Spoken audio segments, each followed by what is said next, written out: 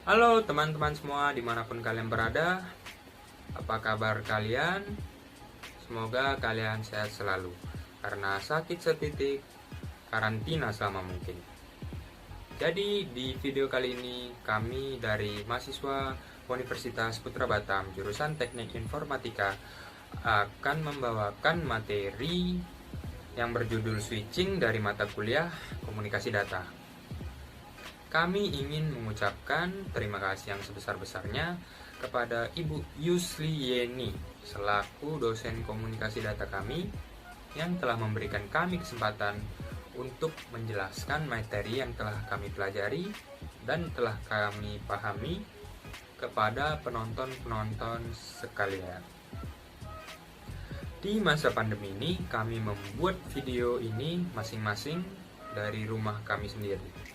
Jadi kami tidak berkumpul-kumpul dan kami mengikuti anjuran pemerintah. Saya mewakili teman-teman saya juga ingin meminta maaf sebesar-besarnya jika di video ini masih jauh kata dari bagus, jauh kata dari sempurna, karena mungkin akan terdapat beberapa kesalahan-kesalahan kata mungkin atau pengucapan atau materi yang dibawa kurang lengkap, penjelasan yang kurang atau sulit dipahami. Ya, hal-hal seperti itu kami ingin meminta maaf. Namun kami akan berusaha semampu kami agar kita semua dapat memahami materi ini lebih dalam. Di video kali ini kami akan memperkenalkan diri kami masing-masing pada saat kami membawakan materi yang telah kami pelajari. Jadi perkenalannya satu-satu.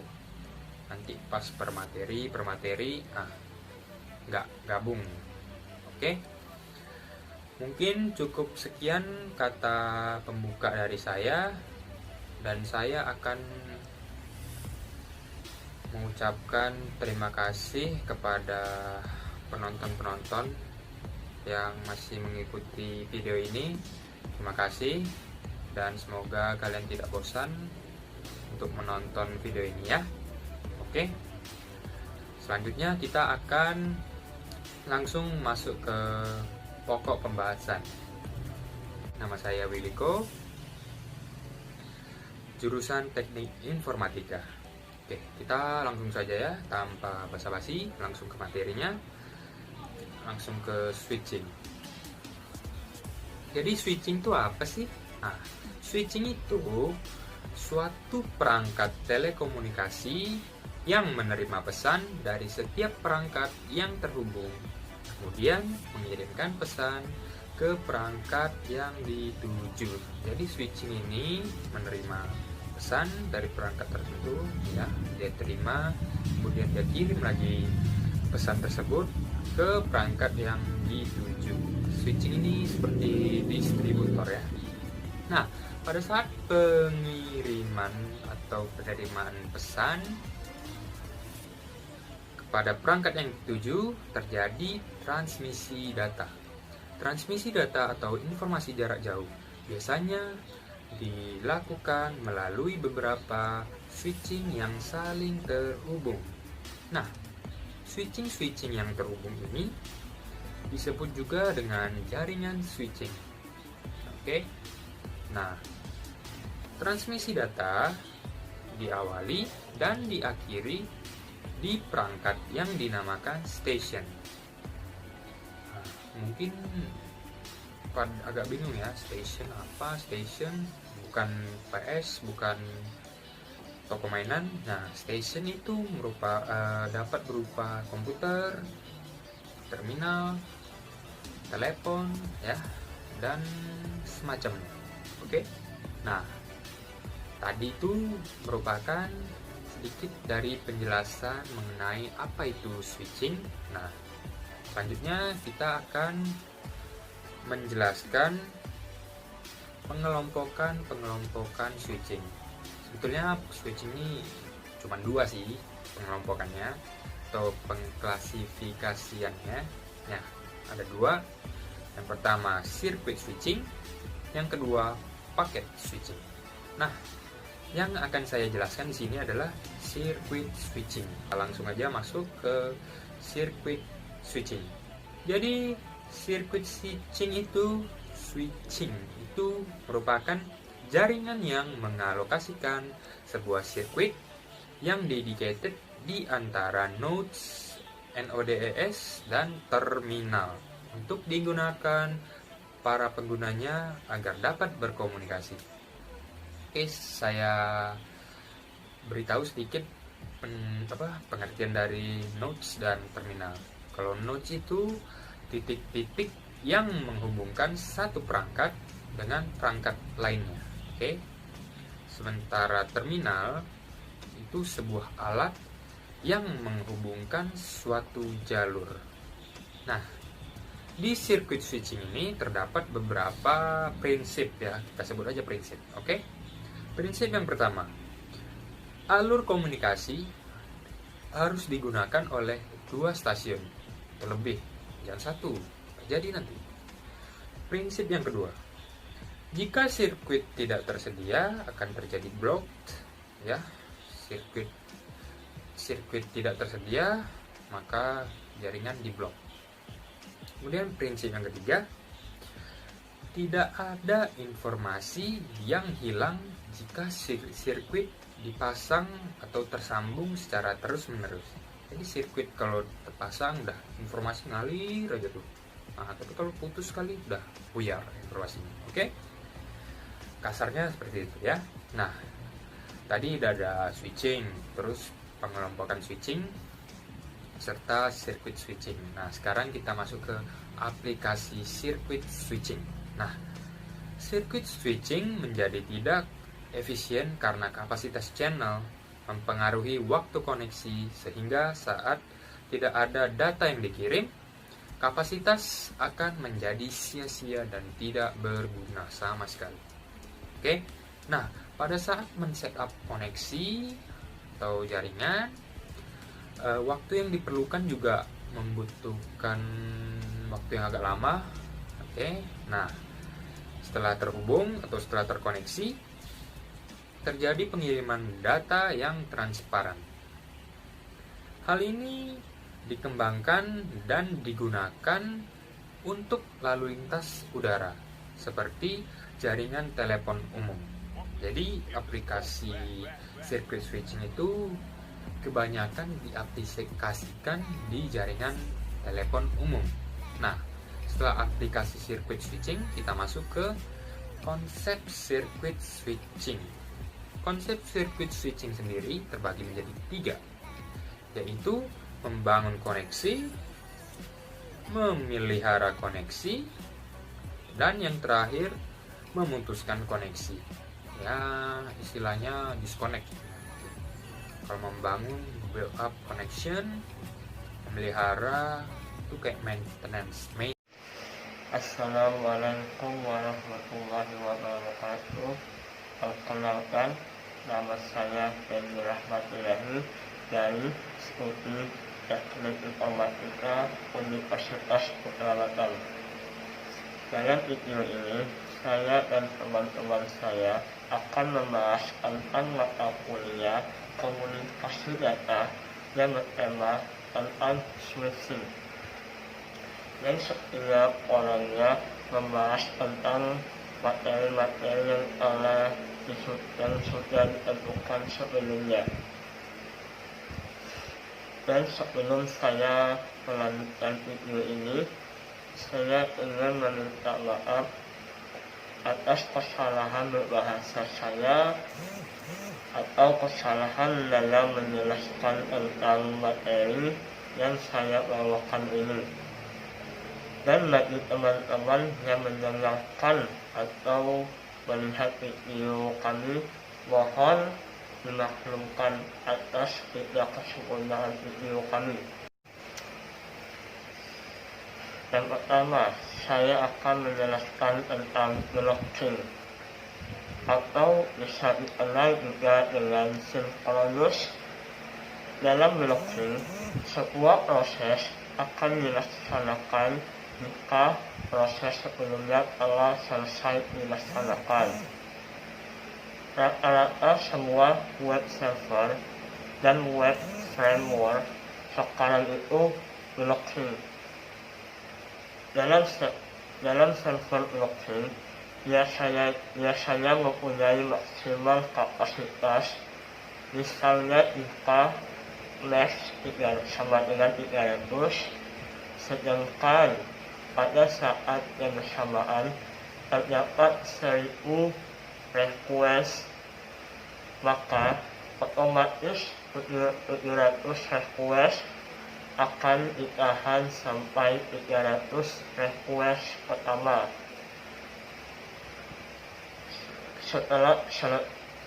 Setelah selesai dilaksanakan, hal ini membuat respon server terlihat lambat sekali karena harus menunggu proses pertama selesai. Contohnya, jaringan tidak dapat terkoneksi karena semua jalur sedang digunakan.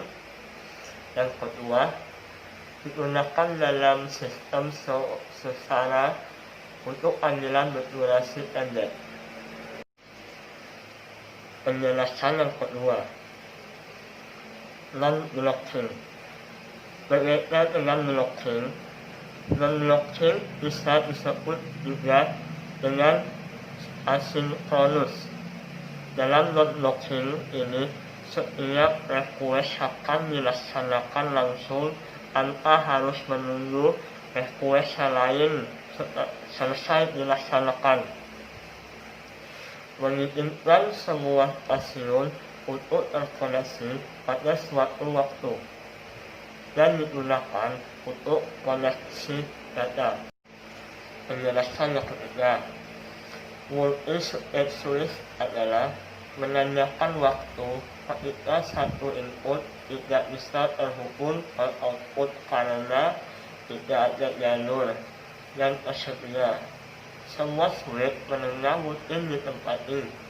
Satu solusi untuk blocking adalah untuk meningkatkan jumlah dari switch menengah berdasarkan kriteria close dan mengandung beberapa titik selang lebih dari satu jalur fax yang berada dalam jaringan seperti rehabilitas, dan lebih kompleks dalam pengontrolan dapat saja mengalami blocking.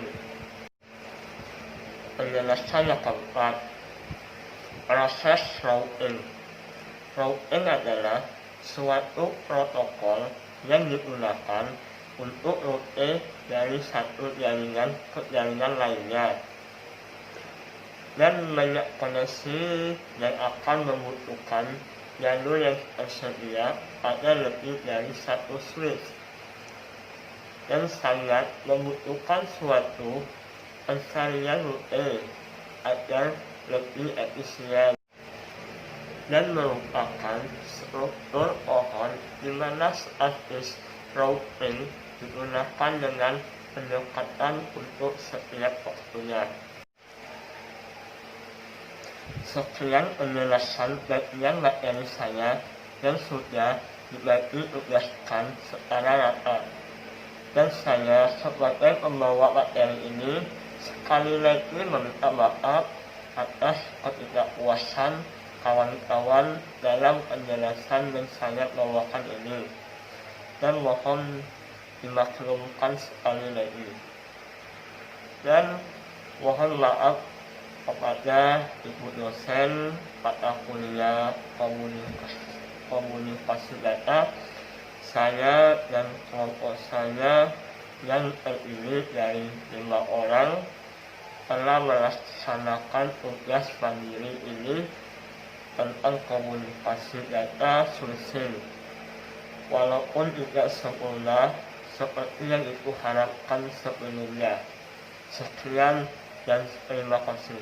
Assalamualaikum warahmatullahi wabarakatuh. Ali Gustiawan dengan NPM 190.210.082. Oke, baiklah, di sini saya akan membahas tentang pemrosesan routing. Yaitu routing adalah proses pengiriman data maupun informasi dengan meneruskan paket data yang dikirim dari satu jaringan ke ke jaringan yang lainnya. Konsep dasar routing bahwa dalam jaringan WAN kita sering mengenal yang namanya TCP atau IP sebagai alamat sehingga pengiriman paket dapat sampai ke alamat yang dituju.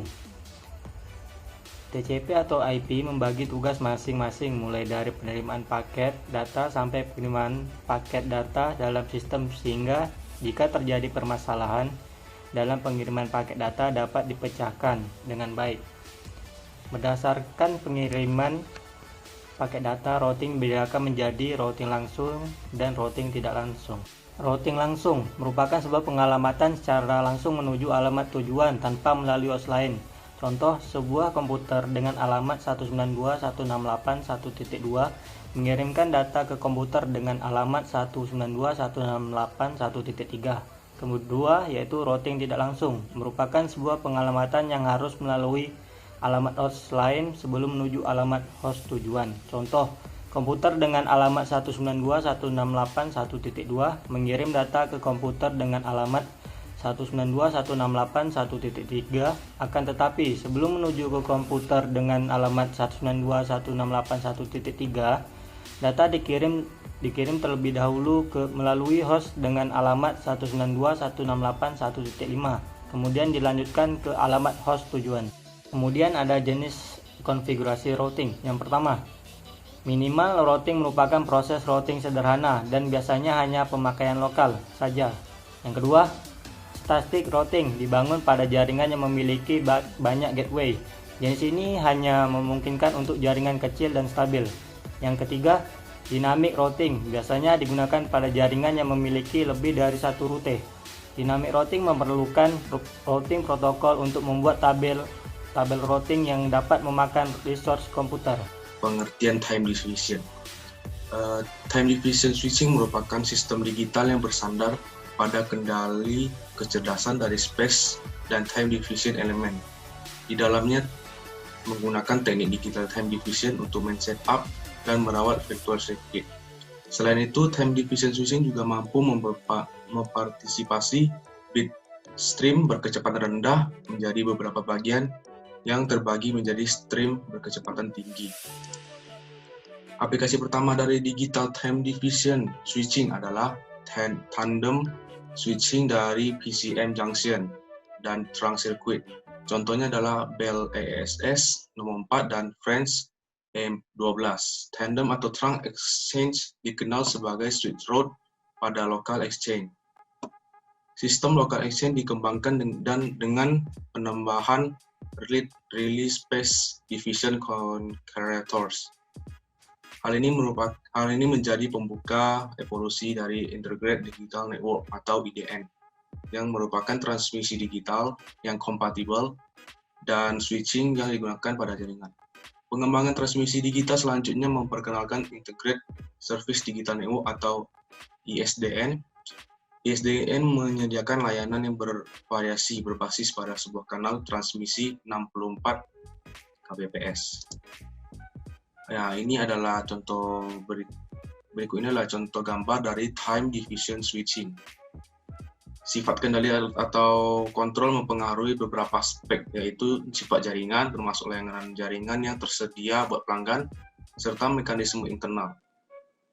Oke, selanjutnya kita akan membahas tentang klasifikasi signaling.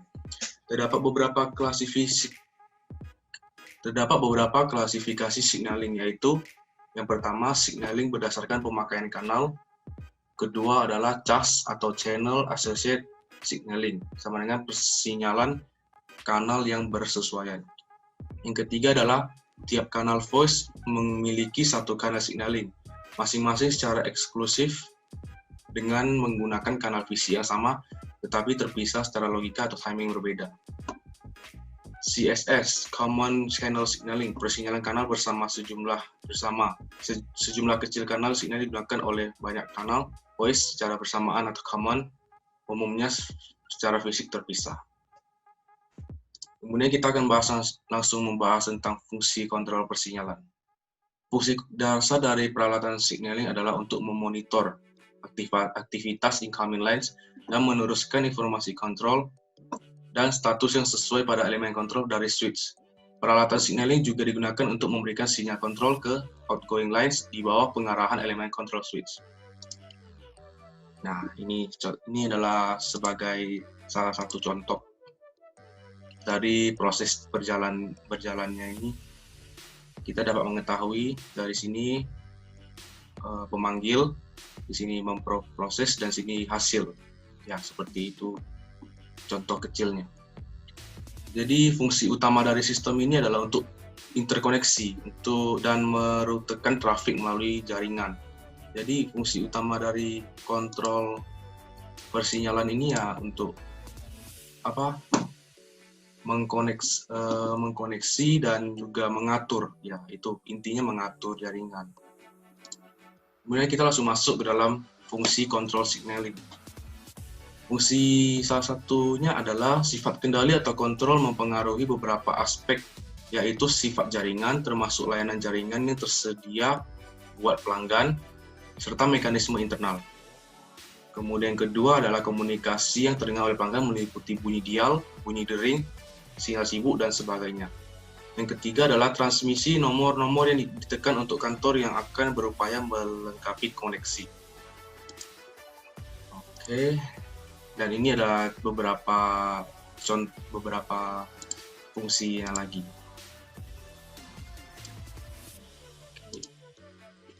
Oke, berdasarkan metode penyalurannya, proses signaling terbagi menjadi 4, yaitu yang pertama link by link, yaitu pengiriman suatu blok sinyal lengkap dari sentral asal dilakukan secara melalui satu atau beberapa sentral transit secara estafet sehingga sentral tujuan. Yang kedua adalah end-to-end, yaitu sentral asal mengirim hanya sebagian informasi ke setiap sentral transit yang dilaluinya. Setelah sentral asal terhubung ke sentral tujuan, barulah informasi lengkap dikirimkan. Yang ketiga adalah end block, sama dengan model link by link, yaitu sinyal lengkap dikirim secara estafet. Bedanya adalah terminologi end block hanya digunakan pada CCS nomor 7, sedangkan pada CAS R2 biasa menggunakan terminologi link by link. Yang keempat adalah overflap. Mode penyaluran seperti link by link di mana informasi sinyal yang dikirimkan tidak secara sekaligus lengkap, melainkan bertahap sebagian. Oke, yang terakhir materi ini adalah pengertian switching to switching signaling. Secara umum arti switching adalah telekomunikasi untuk melakukan suatu proses hubungan antara dua pelanggan telepon sehingga keduanya dapat berbicara satu sama lain. Contoh-contoh persinyalan antara pengguna telepon dengan jaringan telepon mencakup dialing digits, pemberian dial tone, pengaksesan voicemail, pengiriman dan nada tunggu panggil, atau call waiting tone.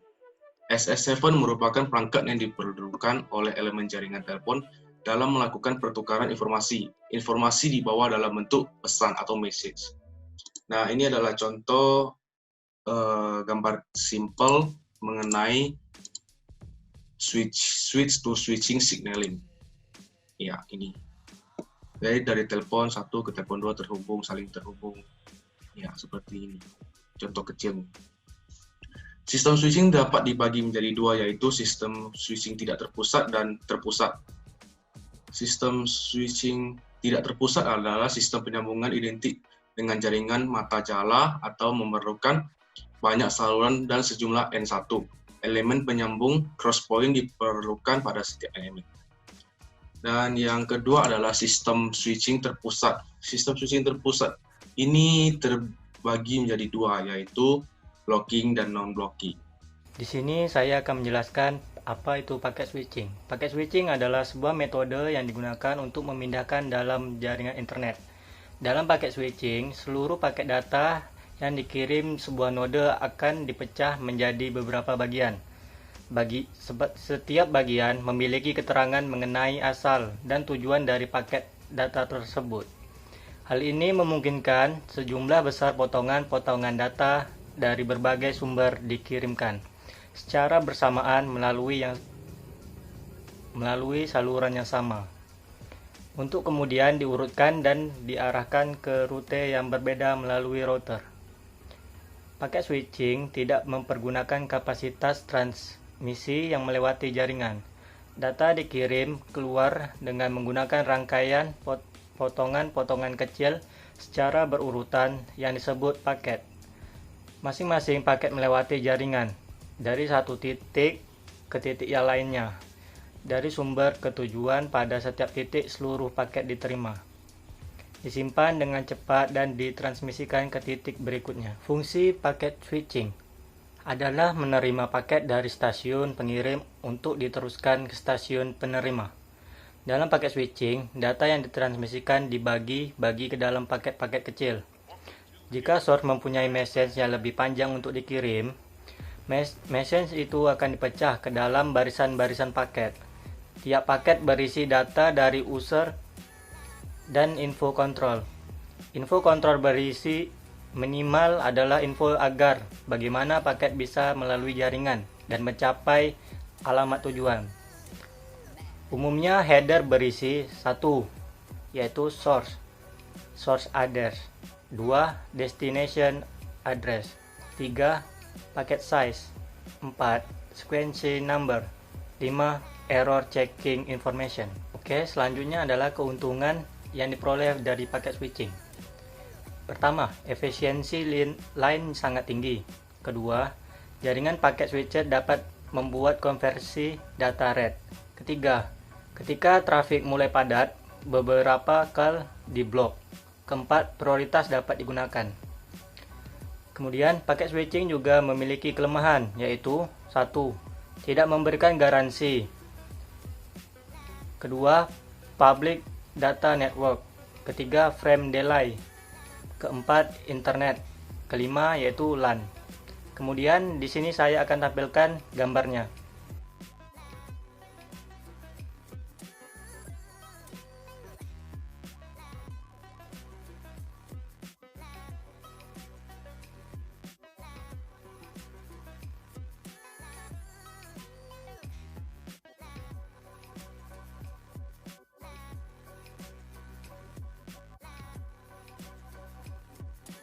Oke, selanjutnya yaitu ada dua pendekatan yang berhubungan dengan jaringan paket switching. Pertama, datagram. Datagram adalah node-node jaringan memproses tiap paket secara independen.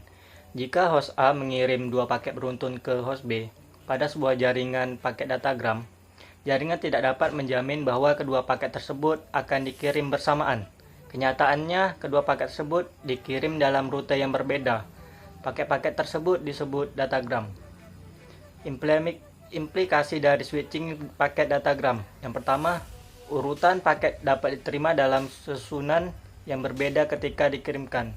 Yang kedua, tiap-tiap paket header harus berisi alamat tujuan yang lengkap. Kemudian ada poin-poin kelebihan dan kekurangan datagram paket switching. Yang pertama yaitu kelebihannya. Tidak ada waktu call setup. Kedua, adaptasi yang cepat jika terjadi congestion atau network overload. Ketiga, adaptasi yang cepat jika terjadi node failure. Kemudian poin dari kelemahannya. Yang pertama, kedatangan paket bisa tidak sesuai dengan urutannya. Kedua, adanya beban pemrosesan karena setiap paket diproses setiap node. Yang ketiga, receiver tidak memiliki persiapan terhadap paket yang datang. Kemudian di sini saya akan tampilkan gambar dari datagram paket switching.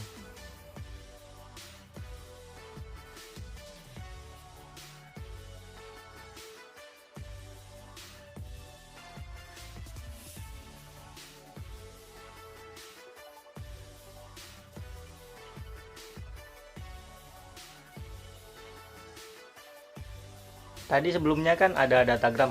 Kemudian yang kedua ada virtual switching. Adalah campuran dari sirkuit switching dan paket switching. Seluruh data ditransmisikan sebagai paket-paket. Seluruh paket dari satu deretan paket dikirim setelah jalur ditetapkan terlebih dahulu. Urutan paket yang dikirimkan dijamin diterima oleh penerima. Paket-paket dari virtual yang berbeda masih dimungkinkan terjadinya interleaving. Pengiriman data dengan virtual circuit dapat menjadi 3 fase. Yang pertama, penetapan virtual switching. Kedua, pentransferan data. Ketiga, pemutusan virtual switching. Kemudian di sini ada gambar dari virtual switching ya, teman-teman.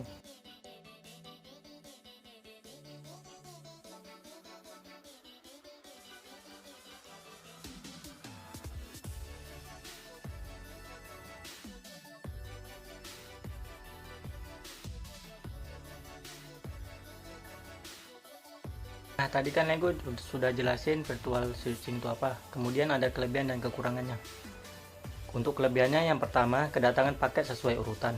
Yang kedua, terdapat mekanisme error control.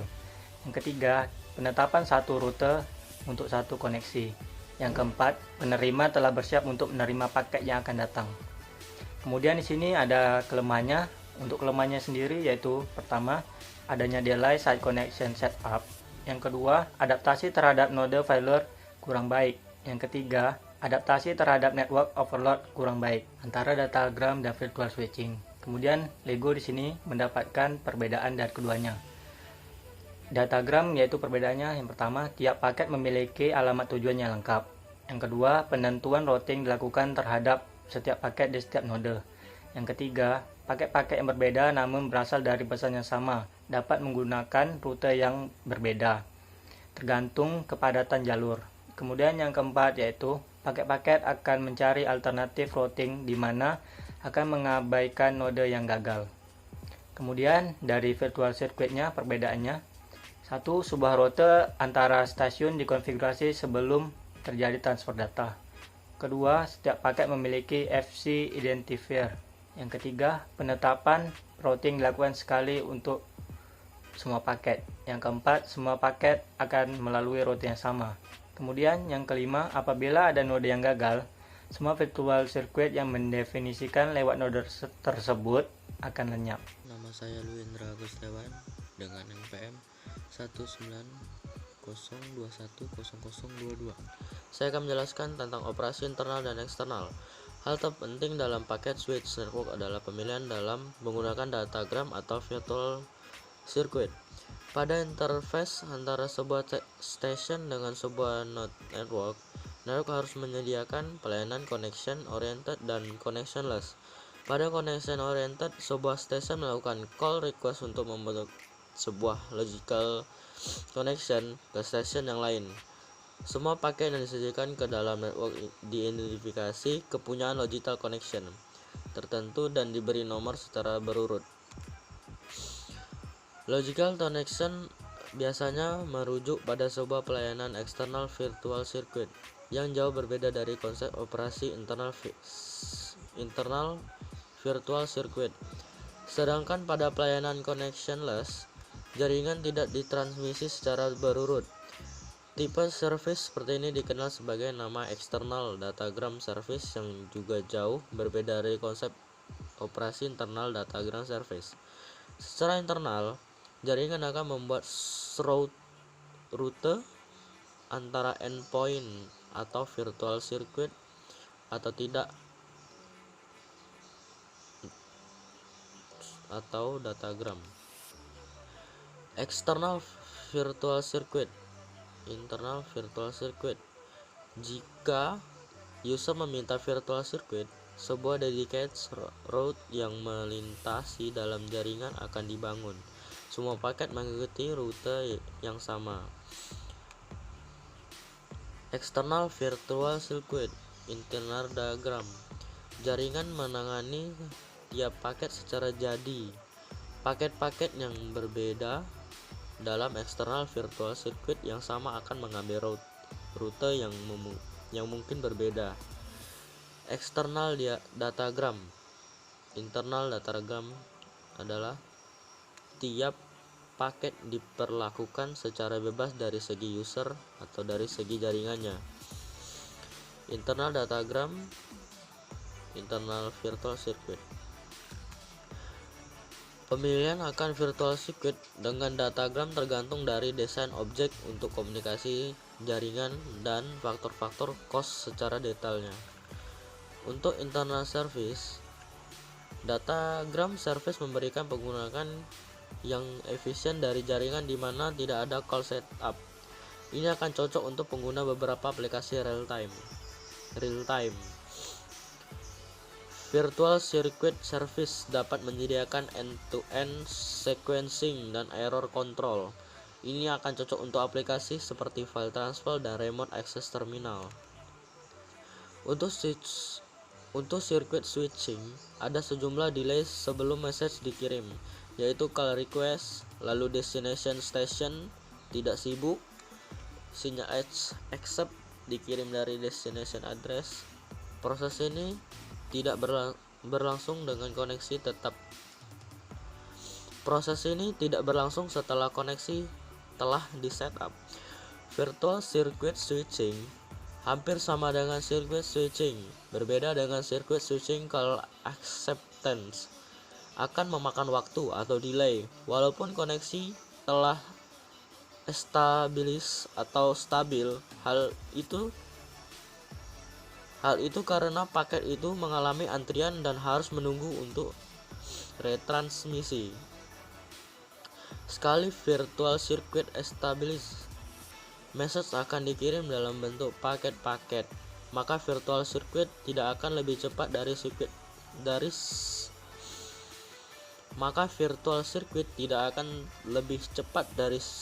circuit switching. Data paket switching tidak membutuhkan call setup, jadi untuk message pendek akan lebih cepat dari virtual circuit packet switching dan mungkin juga circuit switching. Selama setiap datagram di route secara bebas, proses untuk tiap datagram di tiap node mungkin lebih panjang dari paket-paket virtual circuit. Jadi untuk message panjang-panjang, teknik virtual circuit mungkin diutamakan. Jadi untuk message yang panjang-panjang, teknik virtual circuit mungkin diutamakan. Oke, selanjutnya X.25 penggunaan virtual circuit. Sebuah virtual circuit adalah koneksi logis yang diciptakan untuk memastikan diandalkan komunikasi antara dua perangkat jaringan. Virtual circuit menunjukkan adanya logis jalan dua arah dari satu perangkat ke perangkat lainnya (DTE) melintasi jaringan X25. Secara fisik, sambungan dapat melewati sejumlah perantara node seperti perangkat DCA dan PSA. Dua jenis virtual circuit X.25 yaitu switch virtual circuit atau SVC adalah koneksi temporer yang digunakan transfer data yang jarang dilakukan. 2. Permanent virtual circuit atau PVCE. 2. Permanent virtual circuit atau PVCS adalah koneksi permanen yang digunakan untuk transfer data yang kerap dilakukan atau frekuensi koneksi yang sering serta transfer yang konsisten.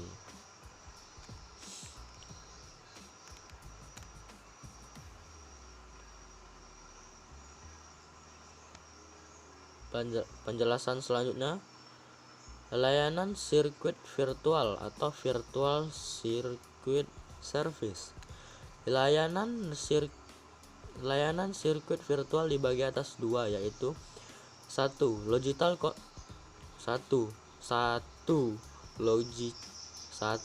Logical connection antara dua stasiun adalah external virtual circuit. 2. Perencanaan rute yang spesifik melalui jaringan adalah internal virtual circuit. Biasanya one-to-one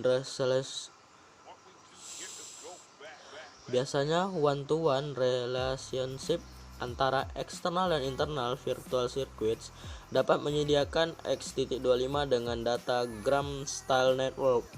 External virtual circuit memerlukan saluran logical.